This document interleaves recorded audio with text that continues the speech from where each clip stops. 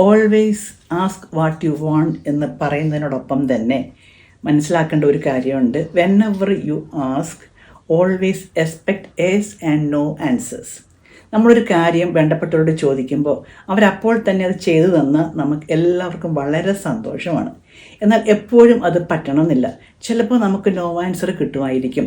അത് പറ്റില്ല, അത് ചെയ്യാൻ പറ്റില്ല, അല്ല ഇന്ന് പറ്റില്ല, ഒരാഴ്ച കഴിയട്ടെ, ഇങ്ങനെ എന്തെങ്കിലും രീതിയിൽ ഒരു നെഗറ്റീവ് റെസ്പോൺസ് കിട്ടാം. പക്ഷെ നെഗറ്റീവ് റെസ്പോൺസ് കിട്ടുമ്പോഴത്തേക്കും പലരും ഭയങ്കരമായിട്ട് ദേഷ്യപ്പെട്ട് ഫ്രസ്ട്രേറ്റഡ് ആയിട്ട് ഭയങ്കരമായിട്ട് കിടന്ന് വഴക്കുണ്ടാക്കും. അല്ലെങ്കിൽ എന്നോട് അവർക്ക് സ്നേഹമില്ലാഞ്ഞിട്ടല്ലേ, ഞാൻ എൻ്റെ ആവശ്യങ്ങൾ മനസ്സിലാക്കാഞ്ഞിട്ടല്ലേ എന്നൊക്കെ ഉള്ള രീതിയിൽ പഴിച്ച് കുറ്റപ്പെടുത്താറുണ്ട്.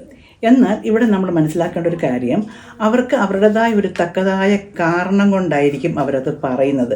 ഇവിടെ ഒരു ആധികാരിക ഭാവത്തിൽ നിന്നുകൊണ്ട് എപ്പോഴും നോ പറയുന്ന ഒരവസ്ഥയല്ല ഈ പറയുന്നത്. തക്കതായ കാരണം കൊണ്ട് ഒരു നോ പറയുന്ന അവസ്ഥയാണ് പറയുന്നത്. ഇങ്ങനെയുള്ളൊരു സാഹചര്യത്തിൽ നോ ആൻസറും ഇറ്റ്സ് ഓക്കെ, അവർക്കത് പറയാനുള്ള ഒരു അവസ്ഥയുണ്ട്, അല്ലെ പറയാനുള്ള റൈറ്റ് ഉണ്ട് എന്ന് മനസ്സിലാക്കി എന്തുകൊണ്ടാണ് അവർ നോ പറയുന്നതെന്ന് മനസ്സിലാക്കാനും അതിനെ ഉൾക്കൊണ്ട് അംഗീകരിക്കാനും ഉൾക്കൊണ്ട് നമ്മൾ നമ്മുടെ പെരുമാറ്റങ്ങളെ ക്രമീകരിക്കുന്നതും ഫീലിങ്സിനെ ക്രമീകരിക്കുന്നതും നമ്മുടെ ഒരു കോപ്പിംഗ് സ്കില്ലാണ്.